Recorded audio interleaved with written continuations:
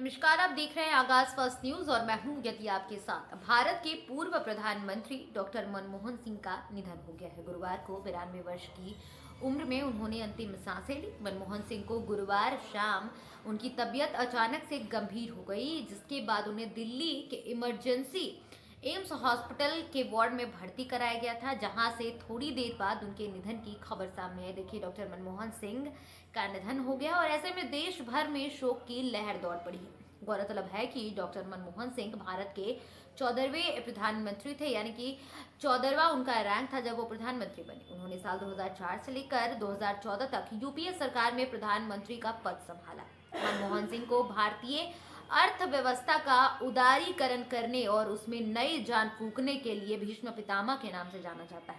बतौर प्रधानमंत्री अपने 10 साल के शासनकाल में उन्होंने कई ऐसे बड़े और महत्वपूर्ण फैसले लिए जिसने भारत को और अधिक ऊंचाइयों पर ले जाने का काम किया।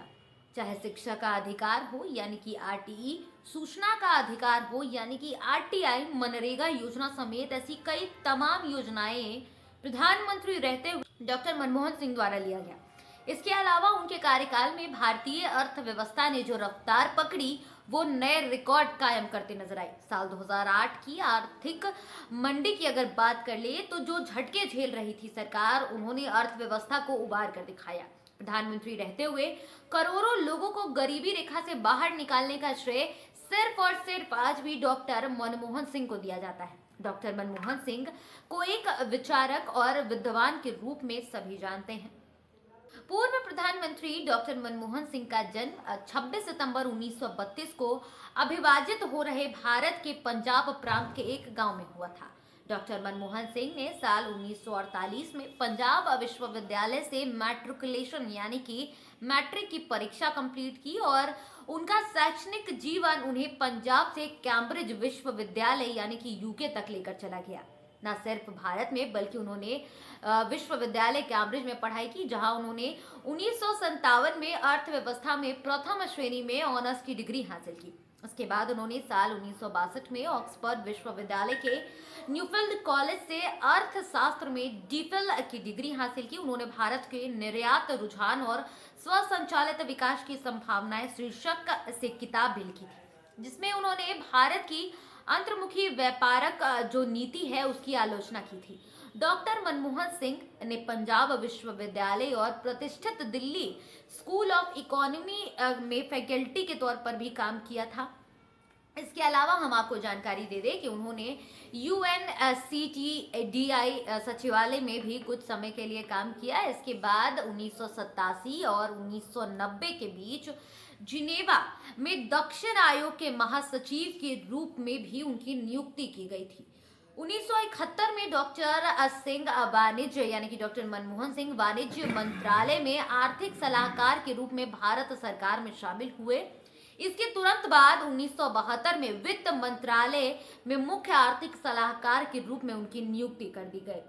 डॉक्टर मनमोहन सिंह ने कई सरकारी पदों पर अपनी सेवाएं दी, जिसमें हम आपको एक एक करके जानकारी दे दें। इसमें वित्त मंत्रालय में सचिव के पद पर हो जो उनका कार्यकाल, या फिर योजना आयोग में उपाध्यक्ष, भारतीय रिजर्व बैंक के गवर्नर भी रह चुके डॉक्टर मनमोहन सिंह, प्रधानमंत्री के सलाहकार, विश्वविद्यालय अनुदान आयोग के अध्यक्ष शामिल हैं। तो ऐसे कई बड़े ओहदों पर उन्होंने काम किया। साल 1991 से 1996 तक भारत के वित्त मंत्री तक रह चुके थे डॉक्टर मनमोहन सिंह, यानी कि फाइनेंस मिनिस्टर। आर्थिक सुधारों की एक व्यापक नीति की जो शुरुआत है करने में उनकी भूमिका को अब दुनिया भर में जाना जाता है। डॉक्टर मनमोहन सिंह को उनके सार्वजनिक जीवन में अनेकों पुरस्कार भी दिए गए। उनके प्रमुख कुछ पुरस्कारों की भी जिक्र हम कर लेते हैं। भारत का दूसरा सर्वोच्च नागरिक सम्मान यानी कि पद्म विभूषण, जो कि उन्हें साल 1987 में दिया गया था। इसके अलावा साल 1995 में भारतीय विज्ञान कांग्रेस का जवाहरलाल नेहरू जन्म शताब्दी पुरस्कार, 1993 और 1994 वर्ष के वित्त मंत्री के लिए एशिया मनी पुरस्कार, 1993 वर्ष में वित्त मंत्री के लिए यूरो मनी पुरस्कार, कैम्ब्रिज विश्वविद्यालय का एडीएम स्थित पुरस्कार और कैम्ब्रिज में ही सेंट जॉन्स कॉलेज में विशिष्ट प्रदर्शन के लिए उन्हें राइट पुरस्कार 1955 में दिया गया। तो ये तमाम ऐसे जो अवार्ड हैं, जो पुरस्कार है वो डॉक्टर मनमोहन सिंह को दिए गए थे उनके कार्यकाल के समय। इसके अलावा डॉक्टर मनमोहन सिंह कैम्ब्रिज और ऑक्सफोर्ड विश्वविद्यालय यानी कि ऑक्सफोर्ड यूनिवर्सिटी सहित कई विश्वविद्यालयों से मानद उपाधियां जो है वो भी प्राप्त कर चुके थे।